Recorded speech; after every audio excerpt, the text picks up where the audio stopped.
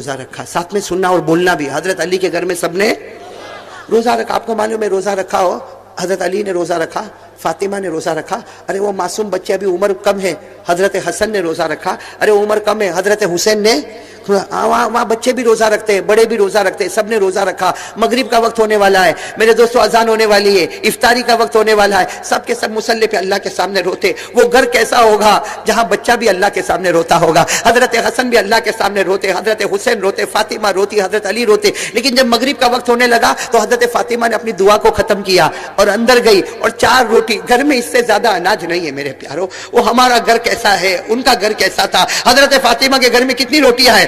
4 روٹی. وہ حضرت فاطمہ نے اپنے مبارک ہاتھوں میں 4 روٹی لائی. سننا، پہلی روٹی حضرت علی کے سامنے رکھی. میرے شوہر ہے نا، سب سے پہلی روٹی حضرت علی کے سامنے رکھی. پھر بڑے بیٹے کے سامنے ایک روٹی رکھی. پھر چھوٹے بیٹے حضرت حسین کے سامنے روٹی رکھی اور ایک روٹی حضرت فاطمہ نے اپنے سامنے رکھی. وہاں مسجد نبوی میں اذان ہو گئی، اللہ اکبر اللہ اکبر. ارے افطاری کا وقت ہو گیا. سب نے اپنی اپنی روٹی کو کھایا. معلوم نہیں یہ گھر میں سحری میں کیا ملا ہوگا، نہیں ملا ہوگا. سب نے روٹی کھائی. لیکن میرے دوستو اللہ کی قسم وہ فاطمہ تھی جنہوں نے آدھی روٹی کھائی اور آدھی روٹی کو اپنے دوپٹے سے باندھنا شروع کر دیا. حضرت علی نے دیکھا، کہا فاطمہ تجھے بھوک نہیں لگی؟ ارے ایک ہی تو روٹی ہے، اس میں بھی آدھی روٹی دوپٹے میں باندھ رہی. وہ دونوں معصوم بچے کہتے اماں اماں کیا تمہیں بھوک نہیں لگی؟ وہ آدھی روٹی اپنے دوپٹے سے کیوں باندھی؟ میرے دوستو ہم قیامت میں کیا جواب دیں گے؟ حضرت فاطمہ نے آدھی روٹی دوپٹے سے باندھی اور کہا ہو سکتا میرے ابا کو افطار میں کچھ نہیں ملا ہوگا، ہو سکتا میرے ابا کو افطار میں کچھ نہیں ملا ہوگا. وہ بیٹی کیسے کھائے گی جس کے باپ نے کچھ کھایا نہیں ہوگا؟ ارے میرے دوستو وہ فاطمہ گھر سے چلی ہے، وہ دوپٹہ اوڑے ہوئے چلی ہے، دوپٹے میں آدھی روٹی کو باندھ کر چلی ہے. ہمارے نبی مغرب کی نماز پڑھا کے آ رہے، حضرت فاطمہ دروازے پر ہے. ہمارے نبی تعجب سے پوچھتے فاطمہ انباب، اے فاطمہ ابھی دروازے پر کیوں کھڑی؟ حضرت فاطمہ نے کہا اللہ کے رسول مجھے اندر تو لے کے چلے. جب اندر گئے حضرت فاطمہ کی آنکھوں میں آنسو تھے. کہا ابا افطار کرتی تھی، روٹی کھائی، آپ کی یاد آ گئی کہ شاید آپ نے کھایا نہیں ہوگا، آدھی روٹی اپنے دوپٹے سے باندھ کر لائی ہو. جب حضرت فاطمہ نے وہ آدھی روٹی کھولی ہے ہمارے نبی کی آنکھوں میں آنسو آئے. کہا فاطمہ اچھا ہوا تو روٹی لے کر آئی، ورنہ چوتھی رات بھی میری اسی حالت میں نکل جاتی، میری چوتھی رات بھی اسی حالت میں نکل جاتی. اچھا ہوا تو روٹی لے کر آئی. میرے دوستو وہ گڑی کیسی نازک گڑی ہوگی. اللہ کے رسول نے روٹی مانگی. فاطمہ نے کہا ابا جان آج میں اپنے ہاتھوں سے تمہیں کھلاؤں گی. ارے میرے دوستو وہ فاطمہ کا ہاتھ تھا، تھوڑے تھوڑے ٹکڑے کر کے ہمارے نبی کے منہ مبارک میں رکھتی. جب روٹی ختم ہو گئی، جب روٹی ختم ہو گئی حضرت فاطمہ رونے لگی. ہمارے نبی نے پوچھا اب کیوں روتی ہے؟ کہا ابا جان کل کیا ہوگا، کل کیا ہوگا؟ کل آپ کو کون کھلانے آئے گا؟ کل کیا میرے گھر میں چولہا جلے گا؟ کل کیا آپ کے گھر میں چولہا جلے گا؟ ارے میرے دوستوں ہمارے نبی نے اپنا کانپتا ہوا مبارک ہاتھ فاطمہ کے سر پہ رکھا اور کتنے پیار سے فرمایا اصبری یا فاطمہ، اے فاطمہ تو بھی صبر کر لے، میں بھی صبر کروں گا. ہمارے صبر کی برکت سے اللہ میرے گنہگار امتی کو معاف کر دے گا. ہمارے صبر کی برکت سے، ہمارے صبر کی برکت سے اللہ میرے گنہگار امتی کو معاف کرے گا. یہ ہم وہ گنہگار امتی ہے. نبی ہمارے واسطے بھوکے رہے، فاطمہ ہمارے واسطے بھوکی رہی، اور آج ہماری ماں بہنوں کو فاطمہ کا دوپٹہ نہیں پسند آیا. ارے ہم کو نبی کا چہرہ نہیں پسند آیا، ہم کو نبی کا کپڑا نہیں پسند آیا. ارے وہ ماں باپ، ارے وہ عورتیں کتنی غدار ہوگی جس کو فاطمہ کے دوپٹے سے کوئی محبت نہیں رہی. میرے پیارو آج ایمان سے اپنا فیصلہ کرو، قیامت میں اور آپ اللہ کو کیا جواب. آپ کو ایک اور بات بتاؤں جو رمضان مہینے میں شاید آپ نے سنا نہیں سنا. آپ نے حضرت موسیٰ علیہ السلام کا نام سنا؟ ارے بولو نہ سنا. کہاں جاتے تھے؟ نہیں سب ساتھ میں بولو نا. کہاں جاتے تھے؟ پہاڑ. کس سے بات کرتے تھے؟ اللہ سے. اور اللہ نے فرمایا وَنَادَيْنَاهُ مِن جَانِبِ الطُّورِ الْأَيْمَنِ وَقَرَّبْنَاهُ نَجِيًّا. حضرت موسیٰ علیہ السلام پہاڑ پہ جاتے تھے، اللہ سے بات کرتے تھے. ایک دن حضرت موسیٰ علیہ السلام بات کر رہے ہیں. کس سے بات کر رہے ہیں؟ اللہ جل جلالہ سے بات کر رہے ہیں. بات کرتے کرتے حضرت موسیٰ علیہ السلام نے پوچھا اللہ میں اور اللہ آپ، ہم دو میں کتنا فاصلہ ہے؟ ہم دو میں کتنا فاصلہ؟ کیونکہ ہم باتیں کر رہے ہیں، ہم باتیں کر رہے ہیں. اللہ آپ کی آواز بالکل صاف میرے کان میں آ رہی ہے، اللہ میری آواز بالکل صاف آپ تک پہنچ رہی ہے.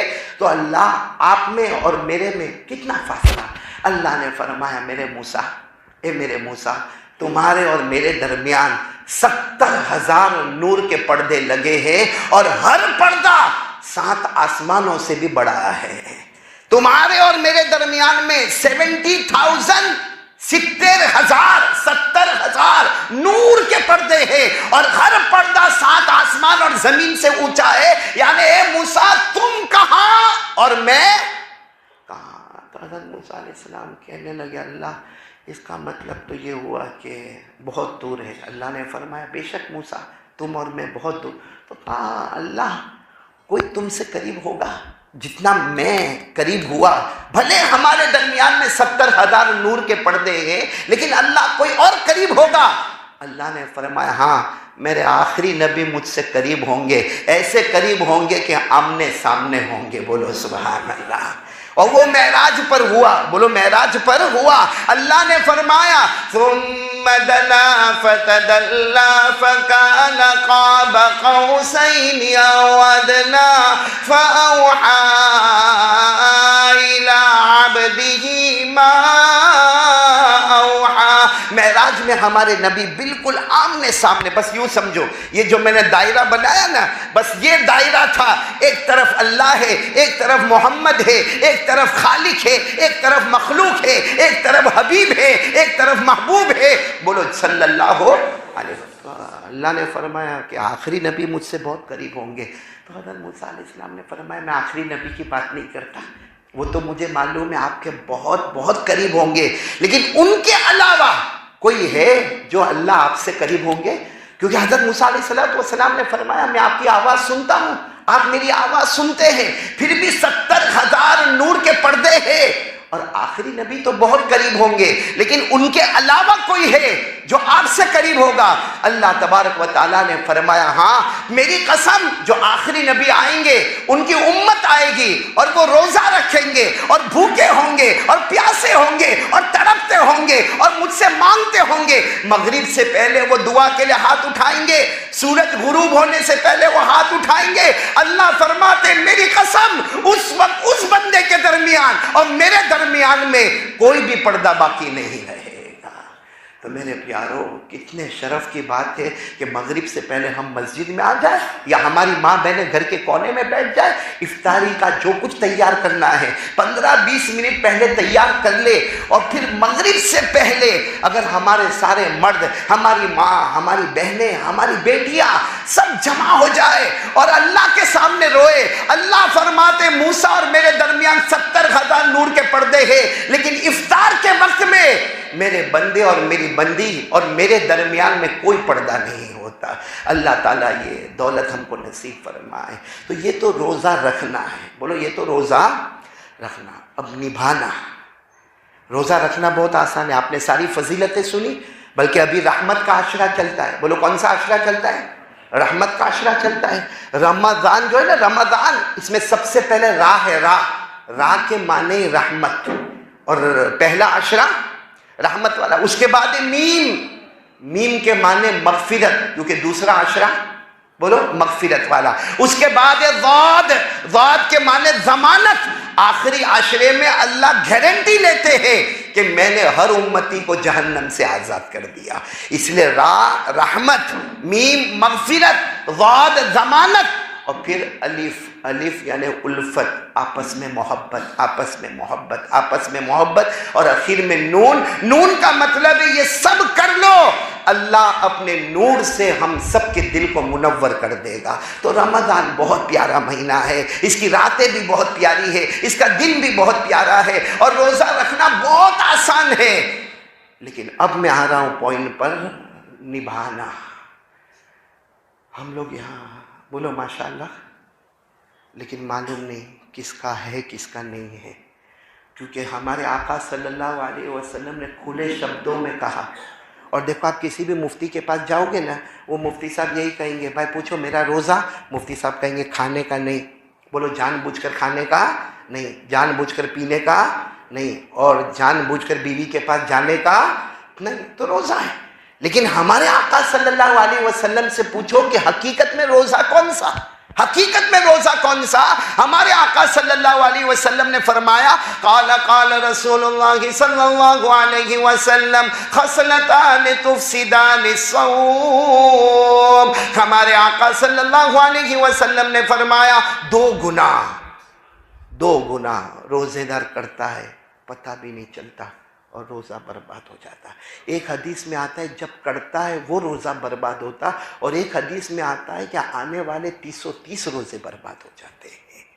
वो कौन से दो गुनाह है? वो दो गुनाह है, नंबर एक, पीठ पीछे किसी की बुराई करना।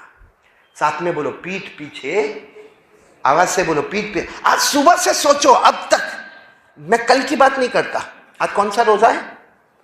तीसरा रोजा है ना। मैं 2 रोजे की बात नहीं करता, शायद भूल गए होंगे। आज फजर से लेकर अब तक मोबाइल पर या आपस में बैठकर या 2-4 आदमी मिलकर अगर हमने किसी की पीठ पीछे बुराई की है, सारे दुनिया के मुफ्ती कहेंगे तेरा रोजा नहीं टूटा, मगर हमारे आका मोहम्मद रसूलुल्लाह सल्लल्लाहु अलैहि वसल्लम फरमाते पीठ पीछे बुराई की, सिर्फ ये नहीं हो सकता अल्लाह आने वाले रोजों को भी बर्बाद कर देवे। आपको एक अजीब वाकया सुनाओ, फिर हम मुद्दे पर आते हैं कि रोज़ा निभाना बहुत मुश्किल है। ये पीठ पीछे बुराई करना, इसको हदीस में कहते हैं गीबत। बोलो क्या कहते हैं? ये नहीं करने का। साथ में बोलो, ये बड़े गुनाहों में बहुत बड़ा गुनाह है। यानी जीना करना कितना बड़ा गुनाह है। हमारे महल्ले में अगर कोई जीना करता हो, या अल्लाह न करे कोई औरत जीना करवाती हो, हमारी बार बार उंगली उठती है, ये जीना करता, ये जीना करता, ये जीना करता। औरत के बारे में बार बार उंगली उठती है, ये गलत जगह पर सोती है, ये हरामी है, ये हराम काम करवाती है। हमारे नबी फरमाते अल-गीबतु अशद्दु मिनज़ ज़िना। हमारे नबी फरमाते जीना करना ये गुनाह है, मगर उससे बड़ा गुनाह है पीठ पीछे किसी की बुराई करना। क्यों? क्योंकि जीना करने वाले को मालूम है मैं गुनाह करता हूं, वो एक न एक दिन जाके तौबा करेगा। गीबत करने वाले को मालूम ही नहीं कि मैं गुनाह करता, तो तौबा कब करेगा?